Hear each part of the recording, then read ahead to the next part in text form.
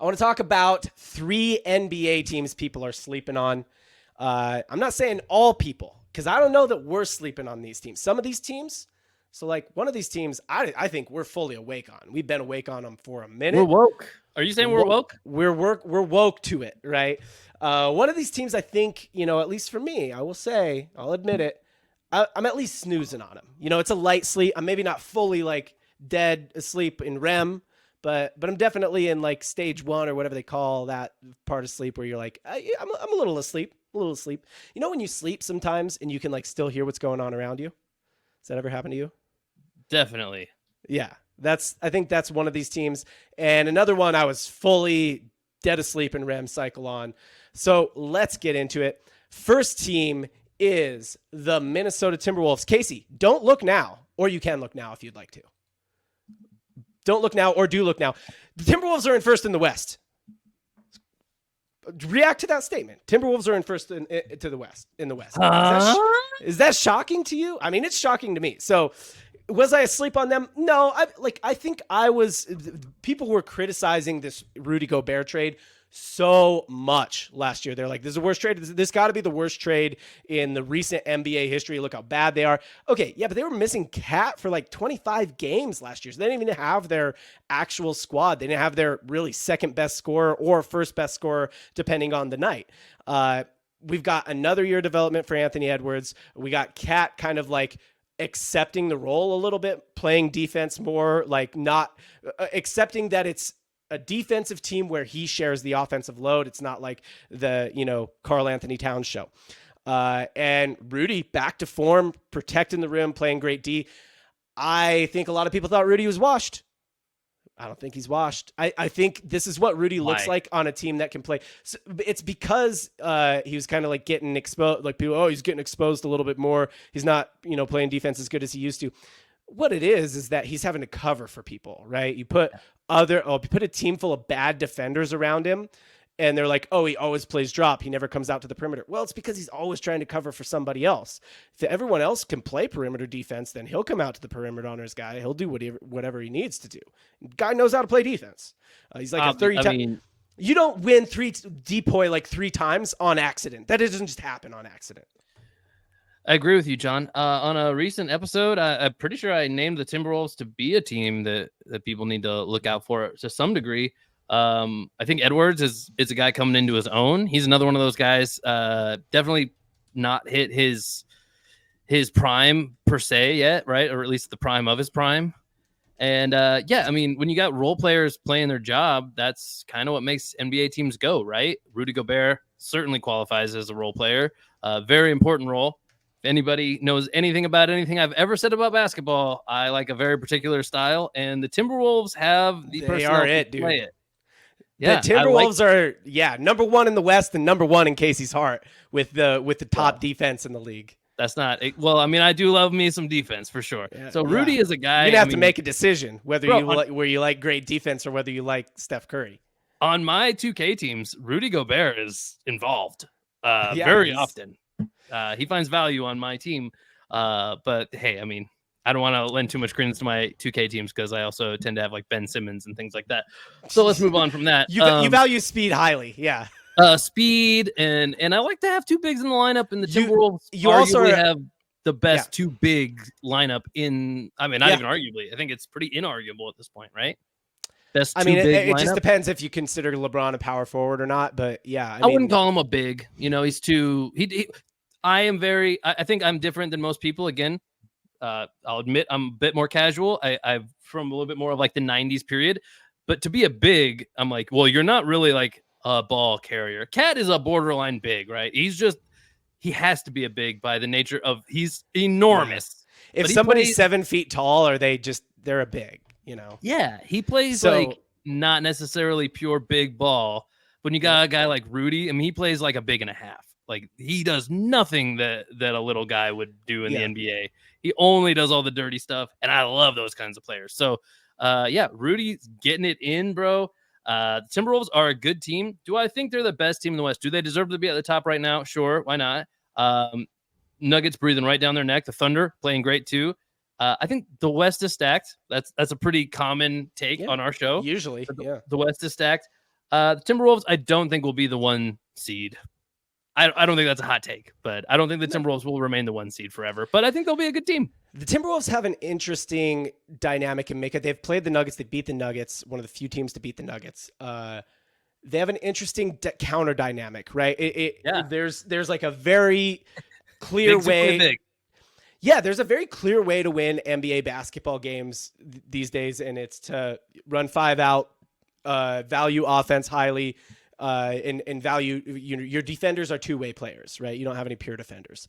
The Timberwolves have essentially said, like, well, that's the Nuggets. That's what they are. That's what they do, and they have maybe the best player in the game right now. We've got another guy kind of like that guy who's just not as good, right? So if you look at Jokic, you look at Karl Anthony Towns, similar skill sets. Jokic probably a little bit better passer, Cat probably a little bit better rebounder.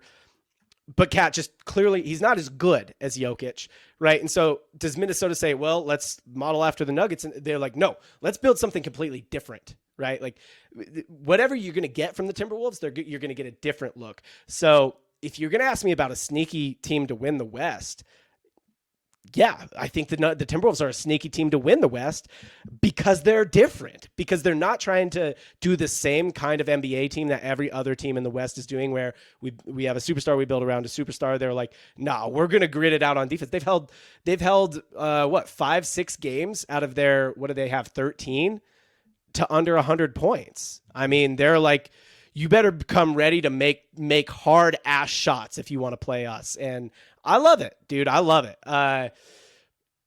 Timberwolves are high school mascot, so that's got something to do with it as well. You know, not nothing. John, yeah, real quick question. They know. They're like, hey, this is John and Casey's high school mascot. Like, we got to do this shit, guys. Like, we can't ruin this for them. John, litmus test here. 4 teams. Do the Timberwolves finish above the Clippers in the regular season? In the regular season, yes. How about the Warriors? In the regular season, yes. How about the Lakers? In the regular season, yes. How about the Thunder? Sneaky half game behind them is all. No. Wow. John's way high on the Thunder. Dude, did you see Chet's freaking turnaround 3-pointer against the Warriors? Wiggins finally has a good game. Hits a dagger 3-pointer to win for the Warriors. Less than a second left on the clock, maybe 1.2 seconds left on the clock. Bro, I didn't see that, and I'm kind of glad I didn't, because I don't know how. I still in this moment I don't know how to feel about that, because I like the Warriors, Wiggins, but I love me a Gonzaga player, bro. Yeah, so Wiggins puts it away for the Warriors with a 3. The Thunder inbound, he doesn't have time to dribble. Inbound, he hits a turnaround jumper from the corner with Wiggins in his face to send it to overtime, and then the Thunder win. Like, this guy's for real. I love the Thunder now with Chet, with Giddey healthy, with Chet. Now, the Thunder are probably a little more susceptible to injury than the Timberwolves. I think if the Timberwolves lose Ant, that's not great, right? Because if we're looking at scoring, Ant is putting up 25.8 points per game. Karl Anthony Towns, 21.5 points per game. After that, it's Naz Reid at 12.4, Rudy at 12. Rudy's a lot of cleanup points. It's a lot of offensive putbacks, a lot of throwing down lobs. And then Mike Conley at 10.5. They really, really lack scoring if Anthony Edwards gets hurt. And Anthony Edwards is a guy who likes to play every game. He does not like to load manage. He's young still. I love that. Love that. I know. I love that Ant has like the energy to, like, he's like, hey, this load managing stuff, it's stupid. Draymond jaws at him, he jaws right back. Timberwolves keep beating the Warriors. I'm in on Anthony Edwards. He's got that Michael Jordan energy. He's got the Michael Jordan look.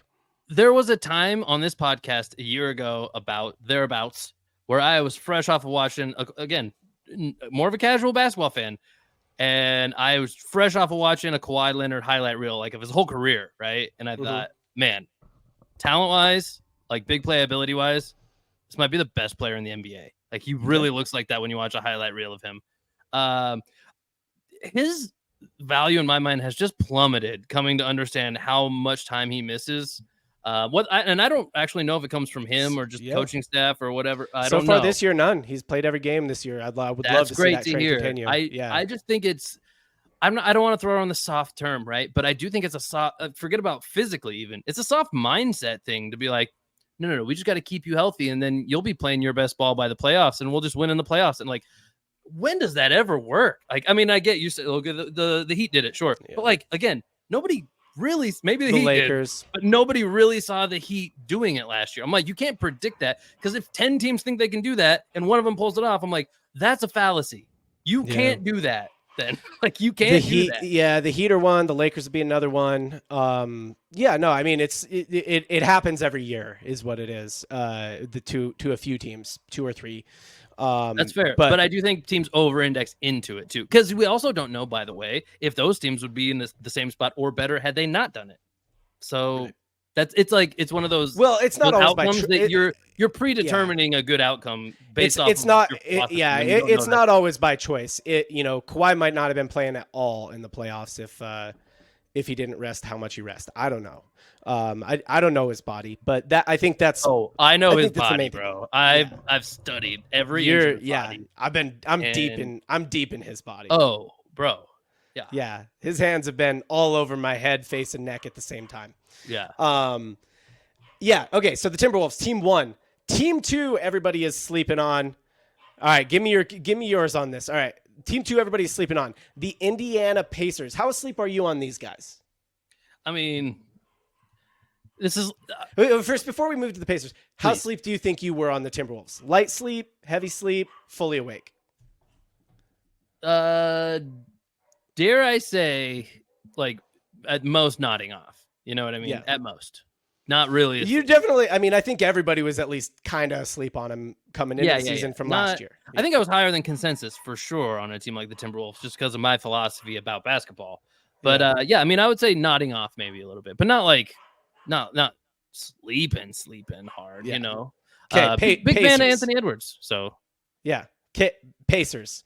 Yeah. How asleep are you on them? Or how asleep have you been? I mean, this is probably not a team everybody was super hot on coming into the season. I think that sounds crazy to me. I just don't get it. Again, I think I judge a lot of teams more or less based off of like who is your best player. And I do think that people over project teams who have multiple stars and expect them all to play like stars all at the same time, a la the Clippers, let's say. Hard to have 4 stars on the court at the same time, all looking like stars, you know? Meanwhile, I think that the teams who get underappreciated are the teams with good role players who do have a really good legitimate star still. And I think Halliburton qualifies. I mean, maybe I'm too high on him. By and large, the reason that happens, by and large, the teams that have won championships, like if you look over the last 15 years, are multiple star teams. There's some exceptions. I mean, you could say Murray isn't a star and the Nuggets are a 1-star team. You could say that the 2022 Warriors, like Curry is the only star and Wiggins or Draymond or Clay wasn't a star. But besides that, it's almost always multiple star teams. I hear what you're saying, John, but one team gets a ring at the end of the season. And okay, I mean, I can speak factually about this. There's more than one team who has multi-star kind of game plan, multi-star roster, right? I mean, more often than not, even that strategy does not work.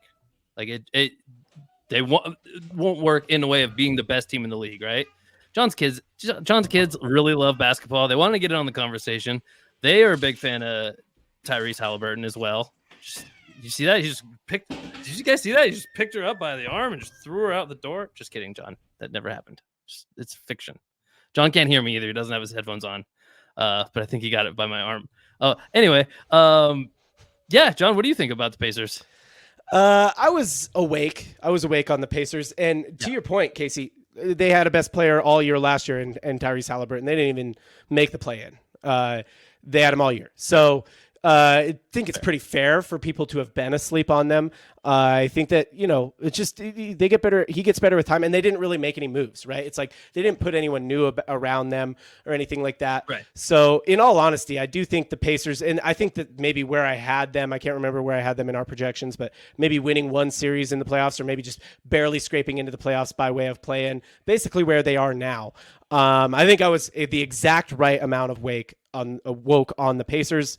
I think you might be a little over-indexed. You're like in on them because you love Hallie. Yeah. I think that's what the danger is, at least. I love Hallie as well, but I don't think the Pacers are that good. And I don't actually even think Hallie is like that good. You need someone who the Pacers are one like true scorer away from being great.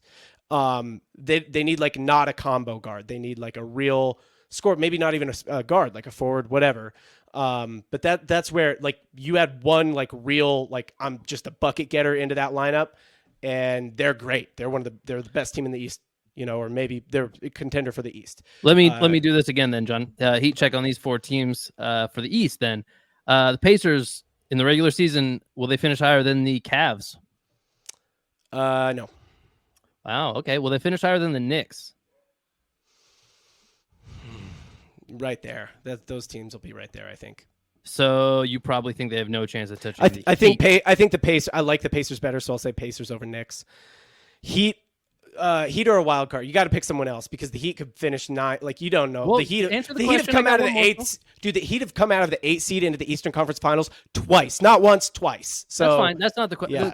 Yeah, who gets a better seed? Who finishes higher? That's all. I'm I not have saying no they idea. can't win it, The Heat are better. I don't know. I have no idea. That's fair. I have no idea where the Heat will finish the regular season. That's a fair answer. It gets to the crux of it. So 76ers, I'm guessing you're saying 76ers. Yeah, I think the Sixers will finish better. It depends how much time we get from Joel Embiid. Joel Embiid plays 50 games, then the Pacers might finish better. If he plays 55, the Sixers might finish better. I think I got the Pacers in the regular season over the Knicks and the Cavs. And right. I might agree with you that the Heat are a better team, but I do think that the Pacers might finish with a better record, though. Still, like the Cavs are. I think the Cavs are a better team, just outright. That could be a fun bet. There's I think nobody's crazy on their take. Cavs versus the Pacers. That's a tough little bet to make there. All right, last team everybody's sleeping on in the NBA, and you and I are definitely fully asleep on this. I'm not even going to let you answer that you're anything but fully asleep on these guys because everyone is, including us. It's the Orlando Magic. The freaking Orlando Magic, dude. They're like, what are they, 4th in the East? No, what are they, 4th in the East or something like that right now? Like I did draft Paolo in fantasy basketball. They're currently 5th in the East, ahead of the Pacers, ahead of the Knicks, ahead of the Cavs. They're 8-5. Hey, look, will they stay there? I don't know. Look, if I'm being honest, I don't know if this is really sustainable. But dude, I guess maybe all I'm saying is like, let's just take a second for the Magic. We don't get to talk about them very much. John, I'm Rip Van Winkle on the Orlando Magic. I was asleep. I'm staying asleep. I think this is a flash in the pan. I don't think it's real at all. I think Paolo, right? He's a good player. Got him in fantasy basketball. Big fan of his production when he can make it happen. Doesn't feel to me like they have the pieces to make this sustainable, and I don't even see necessarily like the one guy to be the star power. I mean, so here's where it is. It's their guys are all Tyrese Halliburton before he went to the Pacers, right? Like nobody would have thought Hallie was Hallie. Like I mean, I loved him his rookie year. I thought he should have won Rookie of the Year. He kind of got hurt at the end, but like I was like, oh, he's a great rookie. A lot of people now even saying Kings traded the wrong point guard. Shouldn't have kept De'Aaron Fox. Should have kept Hallie instead.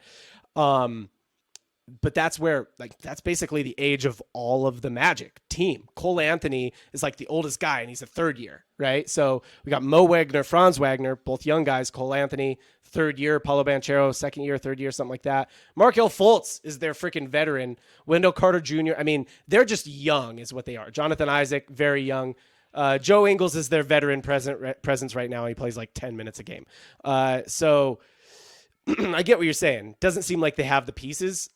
Like these are just all emerging players. The question is how much they will emerge. And Joe Ingles, right? And Joe Ingles. Yeah, Joe Ingles plays 10 minutes a game, man. He puts up like 5 points. He's all he is he's just a locker room guy. That's what Joe Ingles is. Makes sense. So yeah, I mean these are all just like emerging players. And the question is how much will they emerge? As much as they have. As much as they have is 5th in the East. I mean, okay. What's 5th in the East mean? 12th in the West?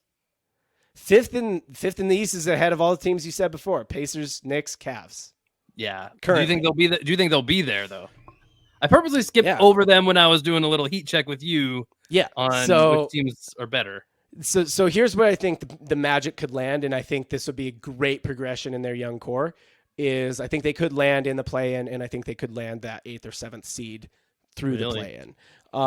Yeah, well, because if I'm looking at the Hawks, I could see it. I could see it in the East. Because if I'm looking at like the Hawks, Nets, Raptors, maybe the Bulls if they turn it around, or the Hornets if they turn it around, Pistons and Wizards, I don't think they're even in there. I really think the top 6 spots should go to here. The top 6 teams, I think the top 6 spots should go to like Celtics, Bucks, Sixers, Heat, Bucks, Sixers, Heat.